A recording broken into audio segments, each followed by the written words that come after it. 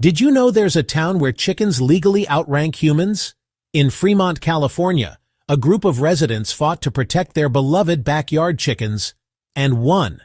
Now, local ordinances give chickens protected status, meaning you can get fined for disturbing them, but they can cluck as loudly as they want. Some locals even joke that they're just renting space from their feathery overlords. So next time you visit, remember, walk softly and bow to your chicken rulers. Want more weird laws from around the world? Subscribe and follow MindPop Daily for your daily dose of strange facts.